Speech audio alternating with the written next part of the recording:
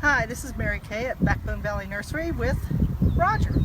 Today we're going to show you how to prune plants. A lot of people get very confused about how they're going to prune their plants. They start to look bad, or they get real stringy or rangy and falling over, and they know they should be pruning it, but they're not quite certain how to do it.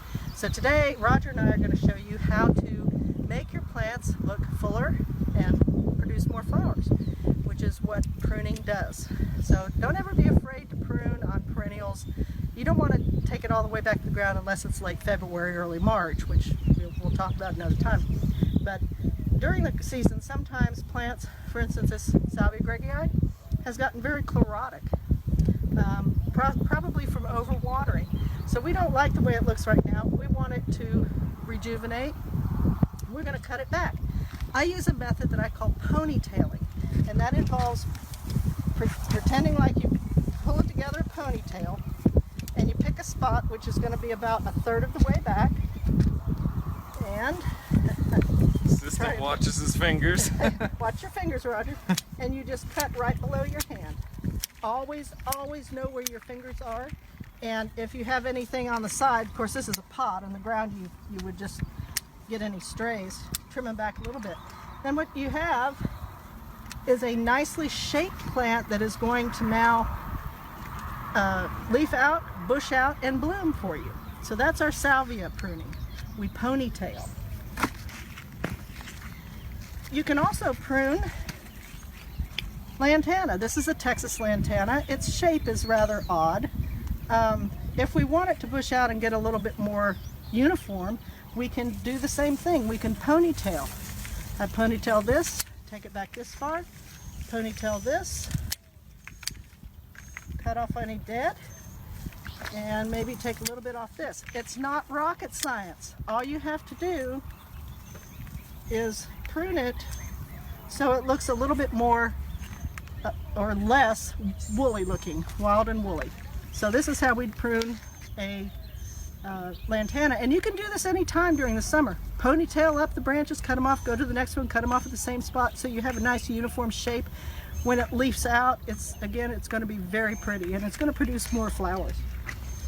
You get a lot of people who have Gara, and they're not quite sure how to prune their Gara. Gara is a very sprawling plant. It has these delicate light flowers, and when it's between blooms, which unfortunately I couldn't find one between blooms, so we're going to pretend that these are bloom stalks without blooms on them, you would do the same thing.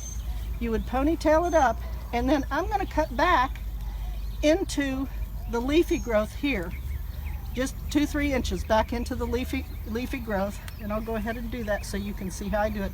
Watch where your fingers are at all times. Prune it across, and you have a plant that's ready to go again. And this is also called deadheading. It will cause the plant to produce more branches, therefore more flowers. So that's how we prune Gara. Here's another plant. This is a meadow sage. It's called Sally Rosa April Night Salvia. The green things you see on here are spent blooms, so they need to be deadheaded. And again, very easy. Sometimes you have a large plant and you want to only take one section at a time, so you take what you could fit in your hand, cut back into the green. Don't just cut off the blooms. We'll cut back this section next. You can see how we can do it in sections. We'll do this one in sections, go back into the green, and if you have some little dead branches, now's the time to do that too. So now we've deadheaded and pruned a little meadow sage. That will cause it to branch and flower much more quickly, and you'll get more flowers from it. Another plant that I like very well is this little spire Russian sage. It's a dwarf Russian sage, so it only gets about half the size of the regular Russian sage. Sometimes you'll get these big shoots coming up from the root system, which are great because that's what you want. You want to see it expand and get bigger and broader. But in this case, these have laid down. Well, that's not the prettiest look in the world. So now that I have all this growth for the plant to live off of, I can take this back again, holding it in one hand, take it back. Now it's still going to send off shoots. You can see this little one right here starting to come off. And then To make it even fuller, I'm going to ponytail the top of it just a little bit, and this is going to turn into a lovely upright habit of, you know, these are beautiful plants that have a very upright, spiky habit on the flowers. They just are gorgeous. And this one will just bloom its little head off. Now the last one we'll talk about, that's a deer-resistant plant, by the way. That's that Russian sage. This is Walker's low catnip. It is also deer-resistant. It's not used nearly enough. It's very tough. Sometimes they get big and they look a little wild and woolly. And again, we'll just take some of the branches, and in this case, I'm going to take them back pretty far. And if this was in the ground, you could do the same thing if it got a little stringy looking or wild looking. And I might take it all the way around, especially in this pot. Don't be afraid of pruning. It's really going to be your friend.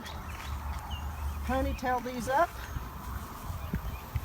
and cut them off right across like that. Now you have a pruned catmint that is going to get much fuller. And this is something that you might do later in the season, like in July, August even, when the plants start to look bare in the center and they look great out on the edges, but they're starting to get bare. Ponytail it up, cut it back to a little mound. It will come out wonderfully. You might want to give it a little fertilizer right after you prune. But this is how we prune plants, and I encourage you to keep up on the pruning throughout the summer. It will give you much prettier plants and more blooms by deadheading and cleaning up. And for myself and Roger, this is Ask the Experts. We'll see you next week.